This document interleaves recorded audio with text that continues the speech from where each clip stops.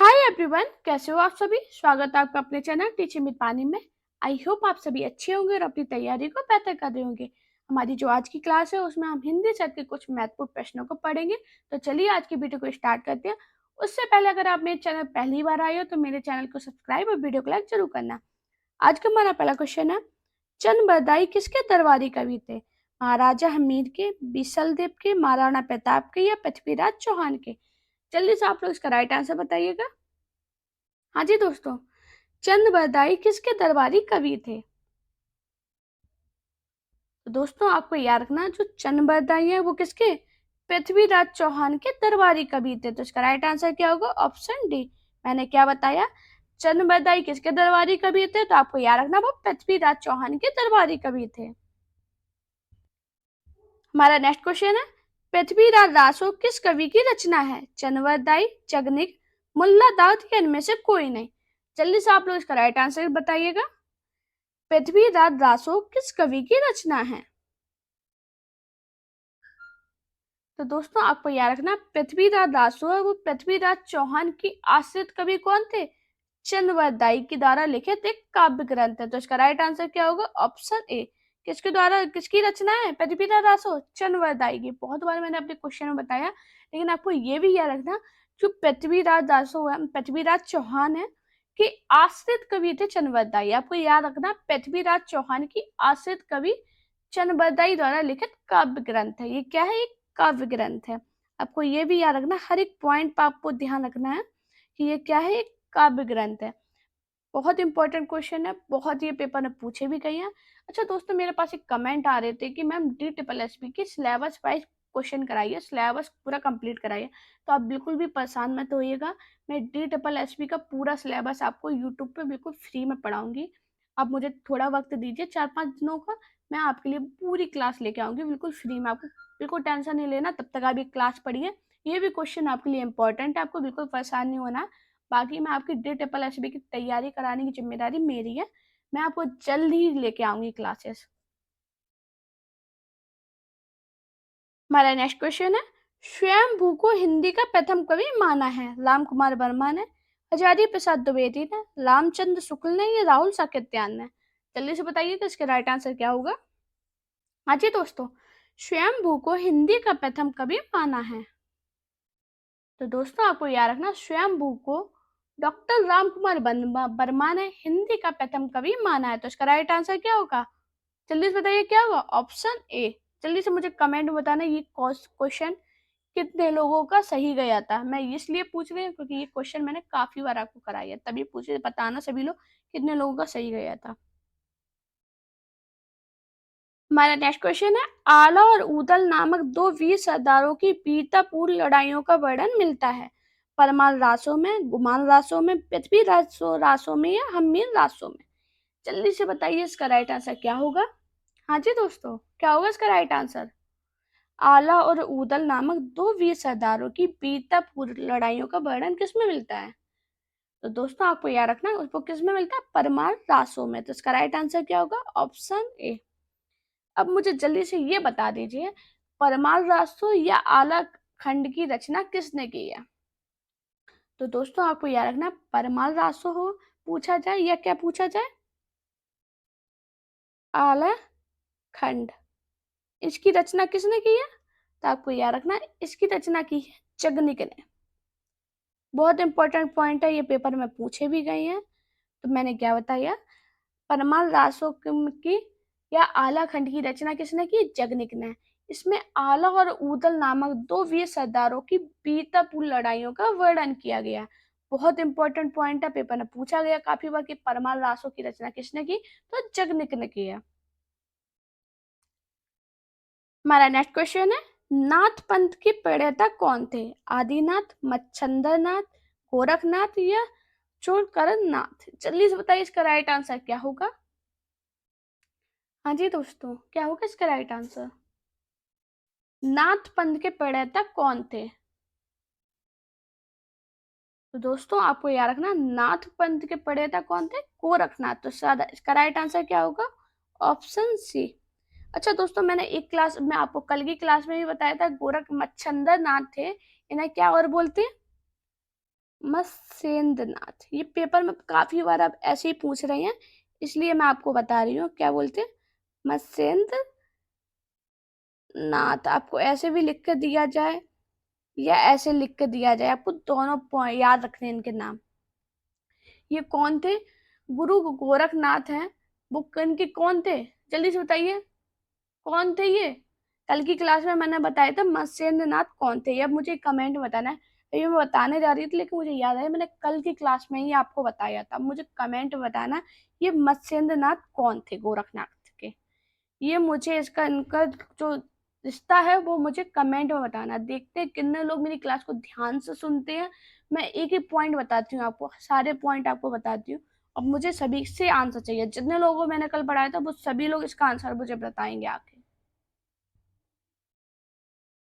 हमारा next question है, गद्य पद्य मिश्रित चंपू काव्य, वर्ण रत्नाकर, राउलवेल, उक्ति व्यक्ति प्रकरण या स्थूल पद्य रास। जल्दी से बताइए इसका राइट आंसर क्या होगा। हाँ जी दोस्तों, गद्य पद्य मिश्रित चंपू काव्य। और मुझे कमेंट में सभी लोग बताना मेरी क्लास कैसी लगती है आपको, कैसी लगती है आपको क्लास, कैसे क्वेश्चन लगते हैं, मेरे पढ़ाने का तरीका कैसा लगता है, मुझे सभी लोग कमेंट करना। गद्य पद्य मिश्रित चंपू काव्य तो कौन सा है? राहुल वेल। तो इसका राइट आंसर क्या होगा? Option B. अब मुझे सभी लोग कमेंट में बताइए कि राहुल वेल की रचना किसने की है? किसने की है? राहुल वेल कवि रोडा द्वारा रचित एक चंपू काव्य है। किसके द्वारा रचित है? कवि रोडा। देखो दोस्तों, नाम याद रखने, मैं सारे पॉइंट आपको बताती हूँ। अगर कुछ गलती से एक आधी मिस्टेक हो जाया करे तो मैंने उसका आंसर आपको कमेंट में भी पिन किया था, उसके बाद भी आप लोगों ने मुझे कमेंट कर दिया आपको नहीं आता। देखो मैं, हमारा जो परिवार है 4,000 सदस्यों का है। अगर मैंने 4,000 लोग मेरे चैनल को सब्सक्राइब कर रखा है तो मुझ में कुछ तो खासियत होगी, इसीलिए तो सब्सक्राइब किया। कुछ गलती हो जाती है, किसी से भी हो सकती है, हर एक इंसान ही होता है, उससे गलती हो जाती है, तो उसका इतना बड़ा आपने इशू बना दिया आपको आता नहीं है, ये नहीं आता, तो ऐसा नहीं होता ना। मैंने उसका आंसर आपको कमेंट में पिन करके डाला कि देखो हाँ मुझसे गलती हो गई है और मैंने इसका आंसर ये है। तो आप लोग ऐसे मत किया कीजिए। बाकी ये बताइए मैंने क्या बताया, गद्य पद्य मिश्रित चंपू काव्य कौन है? राहुल वेल। और राहुल वेल किसकी है? कवि रोडा द्वारा रचित एक चंपू काव्य है। आपको याद रखना ये क्या है? चंपू काव्य। हमारा नेक्स्ट क्वेश्चन है, निम्नलिखित में से कौन सा नाम आदिकाल का नहीं है? वीरगाथा काल, चारण काल, गद्य काल, सिद्ध सीमांत काल। जल्दी से बताइए इसका राइट आंसर क्या होगा। हाँ जी दोस्तों, क्या होगा इसका राइट आंसर? कौन सा नाम आदिकाल का नहीं है? तो दोस्तों आपको पता है क्या है नाम? देखो, आदिकाल को वीरगाथा काल भी कहते हैं, चारण काल भी कहते हैं, सिद्ध सीमांत काल भी कहते हैं, क्या नहीं कहते? गद्य काल। तो इसका राइट आंसर क्या होगा? Option C. अब मुझे जल्दी से ये बताइए, चारण काल किसने कहा, वीर गाथा काल का किसने कहा और सिद्ध सीमांत काल किसने कहा? जल्दी से बताइए। मैंने सब पढ़ाया आपको, अगर आप लोग क्लास सही से पढ़ते हो तो आपको ये सारे आंसर आ जाएंगे। वीर गाथा काल किसने कहा है? आदिकाल को किसने कहा? रामचंद्र, रामचंद्र शुक्ल ने। किसने कहा? रामचंद्र शुक्ल ने। चारण काल किसने कहा है? किसने कहा? जॉर्ज ग्रियर्सन ने। सिद्ध सीमांत काल किसने बोला है? किसने बोला? राहुल साकेत्यान ने। देखो मैं राहुल लिख दे रही हूँ, आप साकेत्यान अपनी तरफ से लिख लेना। मैंने क्या बताया? आदि काल को वीर गाथा काल किसने कहा है? जल्दी से बताइए किसने कहा, जल्दी से देख के बताइए। रामचंद्र शुक्ल ने। चारण काल किसने कहा है? चारण काल किसने कहा है? जॉर्ज ग्रियर्सन ने। और सिद्ध सीमांत काल किसने बोला? राहुल साकेत्यान ने। और कौन सा नाम आदिकाल का नहीं है? तो वो गद्य काल है, वो आदिकाल का नाम नहीं है। हमारा नेक्स्ट क्वेश्चन है, इनमें से कौन सा कवि आदिकाल का नहीं है? चंद्रवरदाई, नावादास, जगनिक या दलपति विजय। दलपति विजय। जल्दी से बताइए इसका राइट आंसर क्या होगा। हाँ जी दोस्तों, आप लोग जितने भी डी ट्रिपल एस पी की तैयारी कर रहे हो बिल्कुल परेशान मत होना, मैं बार बार बोल रही हूँ, मैं जल्दी से आपके लिए क्लास लेके आऊंगी, पूरा आपका सिलेबस कंप्लीट कराऊंगी। कोई टेंशन नहीं लेना, आप बस मेरे चैनल से जुड़े रहिए। आपका डी ट्रिपल एस बी का पूरा कोर्स कराने की जिम्मेदारी मेरी है। वो पढ़ना आपको पड़ेगा, पढ़ने की जिम्मेदारी आपकी है। हाँ जी, बताइए इसका राइट आंसर क्या होगा? तब तक ये भी क्लास देखिए, ये भी क्लास आपके लिए इम्पोर्टेंट है, ऐसा नहीं है ये क्लास इम्पोर्टेंट नहीं है, आपके लिए ये भी इम्पोर्टेंट है, लेकिन आप लोगों की स्पेशल डिमांड है कि ma'am D triple S B का अलग से लेके आइए, तो वो आपको बिल्कुल टेंशन नहीं लेना, मैं सारे क्वेश्चन आपको करा दूंगी, सारा सिलेबस कंप्लीट करा दूंगी। इनमें से कौन सा कवि आदिकाल का नहीं है? तो दोस्तों आपको याद रखना, जो नावादास है वो आदिकाल के कवि नहीं है, तो इसका राइट आंसर क्या होगा? Option B. अब ये नावादास आदिकाल के नहीं है तो कौन से काल के हैं? तो आपको याद रखना, नावादास भक्ति काल के सगुण काव्य धारा के कवि हैं। कौन सी? भक्ति काल के सगुण काव्य धारा के कवि हैं। बहुत इंपॉर्टेंट पॉइंट है, आपको याद रखना, भक्ति काल के तो है लेकिन सगुण काव्य धारा ये भी आपको याद रखना, राम भक्ति शाखा के। दोस्तों सारे क्वेश्चन इंपॉर्टेंट है, मैं जितने भी आपको कराती हूँ, अगर आप डेली क्लास पढ़ते हो तो मैं आपको गारंटी दे सकती हूँ आपकी आधे से ज़्यादा हिंदी तैयार हो चुकी होगी, क्योंकि मैंने सब कुछ कराया।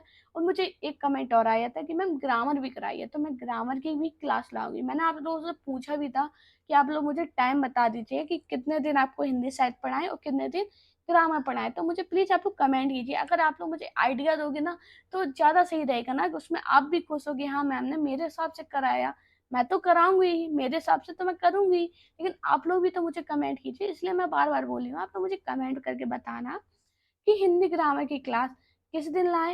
ये क्या है, ऐसा कर सकते हैं कि 3 दिन हिंदी साहित्य का आपको पीवाई कराऊं और 3 दिन हिंदी ग्रामर की कराऊं?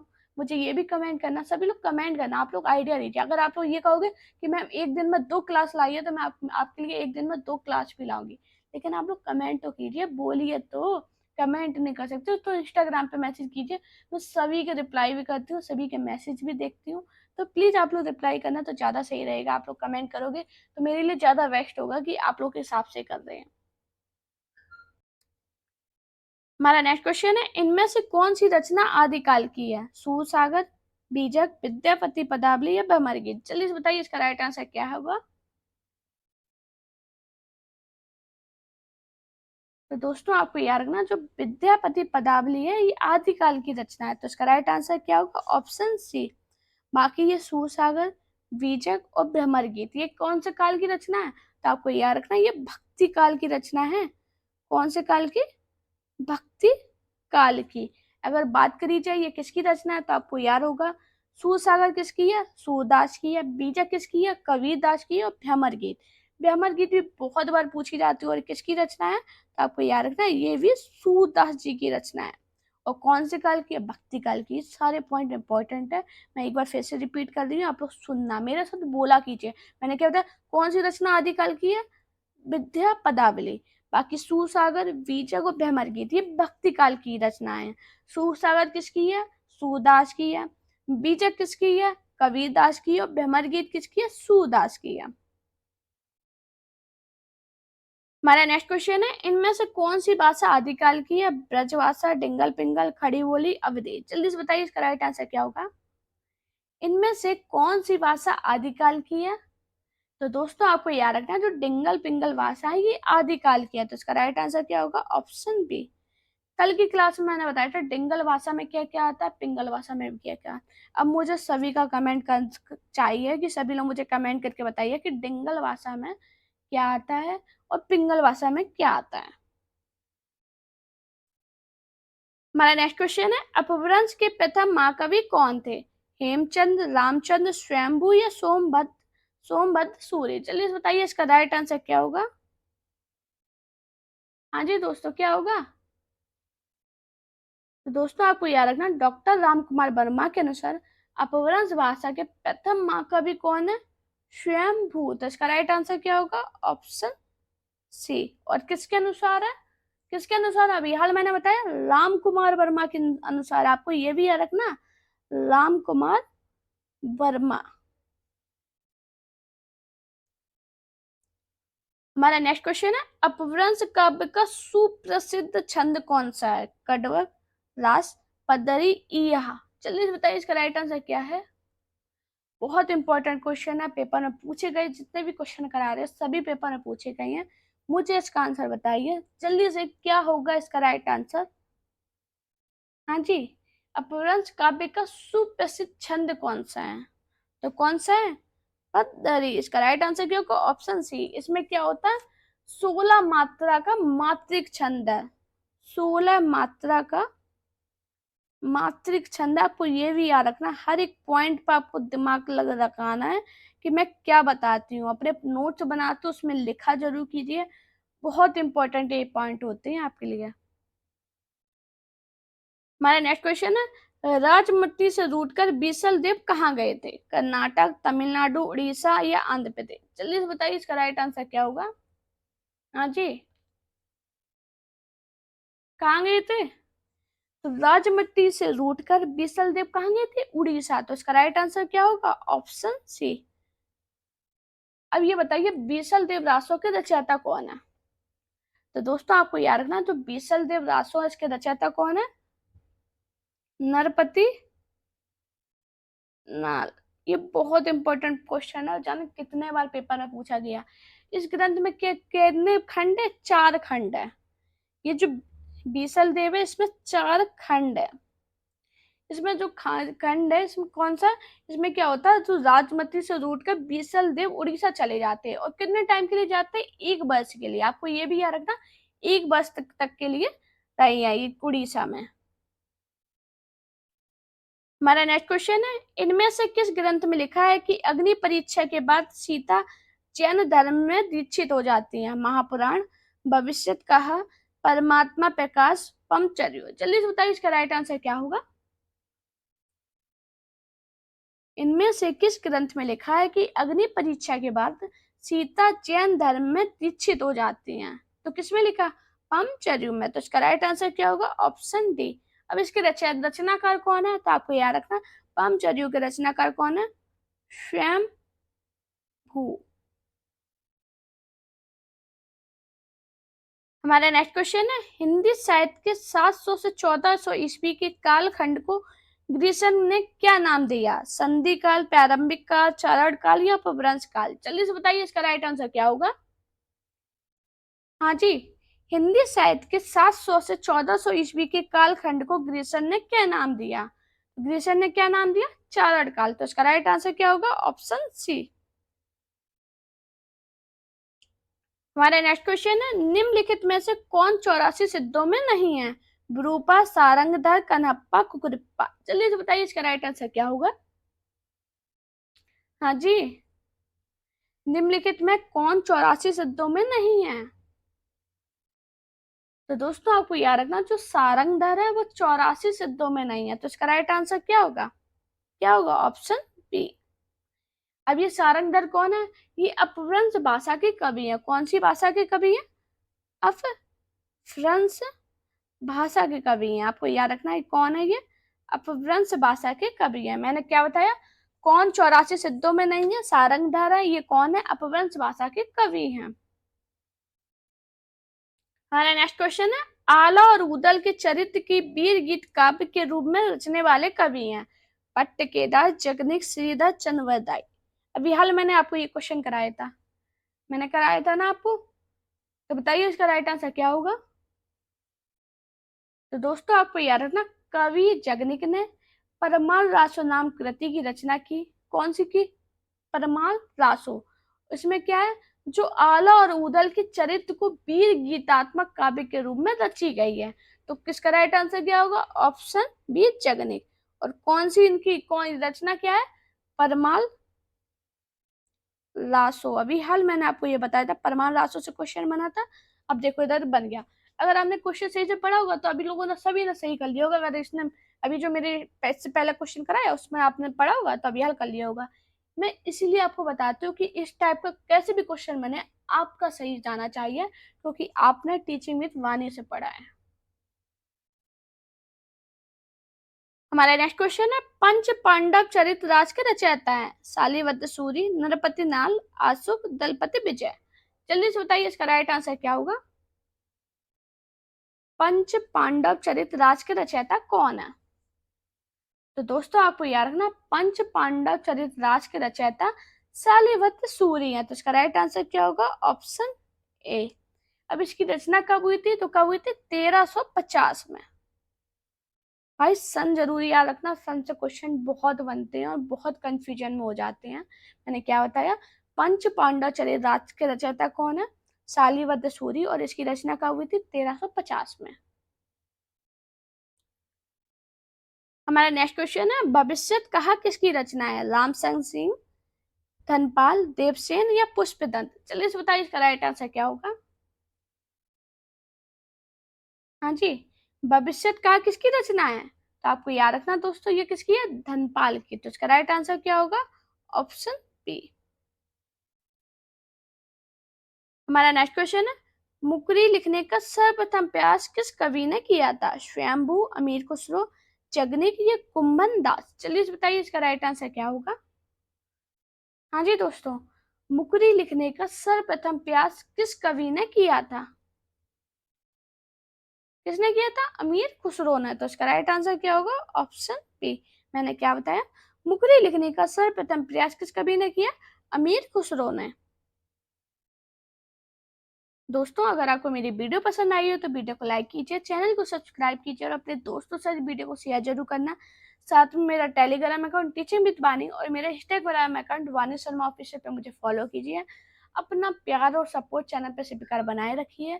आपको कोई भी प्रॉब्लम हो आपको बेझिझक मुझे इंस्टाग्राम पे मैसेज कीजिए। आपको जैसी भी क्लास चाहिए होगी मैं आपके हिसाब से क्लास लेके आऊँगी।